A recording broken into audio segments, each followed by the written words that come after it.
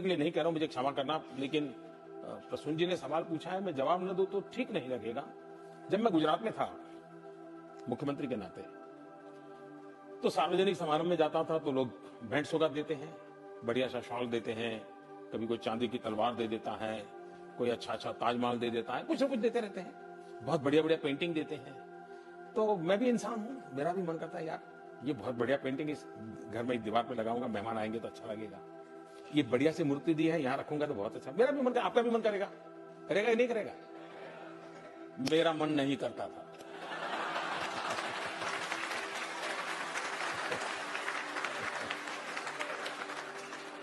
और मैं ये सारी चीजें सरकार का जो ट्रेजरी होता है, तोशाखाना बोलते हैं, उसमें डाल देता था। वो भी बड़े तंग आ गए कि ये सब क्या सब्जी से आप भारिया पेट देते हो। मैंने कहा मैं कहाँ रखूंगा भाई, मेरा कौन संभालेगा इन चीजों को, कोई उसके लिए किसी को रखना पड़ेगा मुझे। मैं दे देता था। फिर मैं उसका वैल्यूएशन करवाने लगा, फिर मैंने उसका ऑक्शन करवाना शुरू किया। हम लोग जानते हैं हिंदुस्तान में राजनेताओं के साथ ऐसी बातें सब सच होती है, सभी मैं नहीं कहता हूं, सब झूठ होती है, ये भी मैं नहीं कह सकता। लेकिन ये तो होता है कि यार वो फलाना था, इतना ले गया।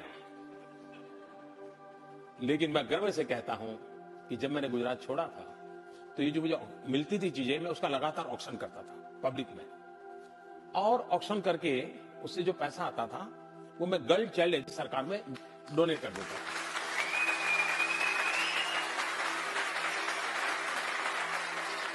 और करीब करीब 100 करोड़ से ज्यादा रुपए ऑक्शन से, और फिर लोग मुझे चेक भी देने लगे। किसी फंक्शन में जाता था तो चीज देने के बजाय गर्ल चाइल्ड एजुकेशन चेक देने लगे। ये अमाउंट करीब करीब 100 करोड़ से ज्यादा थी जो मैं बच्चियों की शिक्षा के लिए देके था।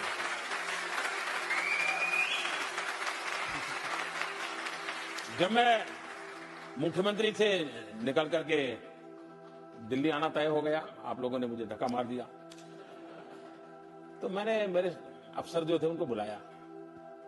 मैंने कहा भाई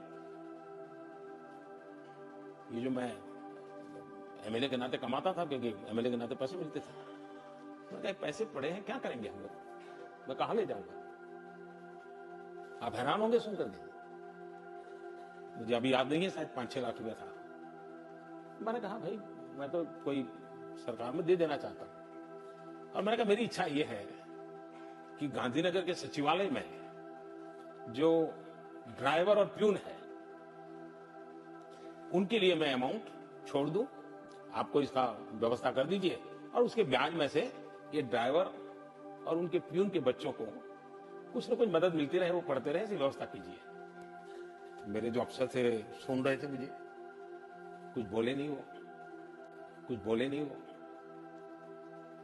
अफसर बड़े कुशल होते हैं, मुंडी ऐसे से हिला रहे थे। मैं भी सोच रहा था मेरी बात मान ली, कुछ करेंगे। 2 दिन के बाद उन्होंने कहा साहब हम जरा घर में मिलने आना चाहते हैं। मैंने कहा आई जाइए, क्योंकि मुझे जाने की तैयारी कर रहा था। उन्होंने कहा साहब आप ऐसा मत कीजिए, पता नहीं कब आपको पैसों की जरूरत पड़ जाए और आपके पास कुछ है नहीं। मेरे अफसरों ने मुझे वो पैसे देने नहीं दिए। तो मैंने कहा यार कम से कम मैं तो क्या करूंगा इसे ले जाकर। आखिरकार वो बहुत समझाने पर मान गए, और सारे पैसे तो मेरे उन्होंने लेने से मना कर दिया, लेकिन एक छोटा सा फाउंडेशन बनाया, और मुझे याद नहीं आज शायद 21,000 रुपया इतना कुछ शायद उसमें मैं दे करके इन गरीब लोगों के लिए दे करके निकल गया। शायद मेरी जिंदगी ही मैं ऐसी अभाव में पैदा हुआ हूं, इसलिए मुझ पर किसी चीज का प्रभाव नहीं होता है।